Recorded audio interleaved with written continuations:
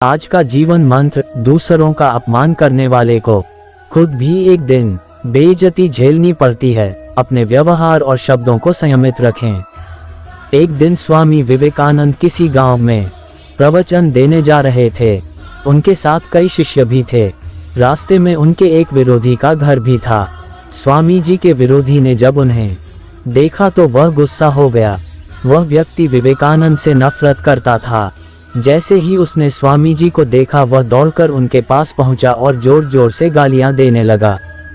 स्वामी जी ने उसकी बातों पर ध्यान नहीं दिया और वे आगे बढ़ते रहे। विरोधी व्यक्ति भी उनके पीछे पीछे चलते हुए चिल्ला चिल्ला कर गालियां दे रहा था। स्वामी जी के साथ चल रहे सभी शिष्य उस व्यक्ति के गलत व्यवहार से परेशान हो रहे थे। उन्होंने देखा कि स्वामी जी सभी से बात करते हुए शांति से आगे बढ़ रहे हैं। विरोधी व्यक्ति को किसी ने रोका टोका नहीं तो वह आज़ाद हो गया और ज़्यादा गंदे शब्दों का उपयोग करने लगा। वह गालियां देते देते हद पार कर रहा था। कुछ ही देर बाद वे लोग उस गांव की सीमा तक पहुंच गए जहां स्वामी जी को प्रवचन देना था। वहीं गांव की सीमा पर स्वामी जी रुके और उस विरोधी व्यक्ति से कहा, देखो भैया, तुम बहुत विद्वान हो, शब्दों का भंडार तुम्हारे पास है। उन शब्दों को गालियां बनाकर जितना तुम मुझे दे सकते थे तुमने दे दिया है। मुझे इसी गांव में जाना है।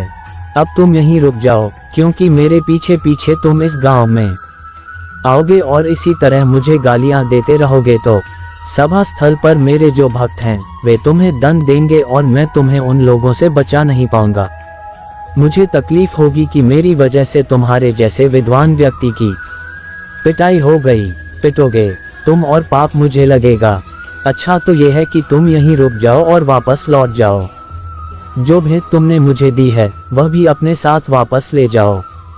विवेकानंद जी का व्यवहार देखकर वह व्यक्ति चौंक गया। उसे ऐसे व्यवहार की उम्मीद ही नहीं थी।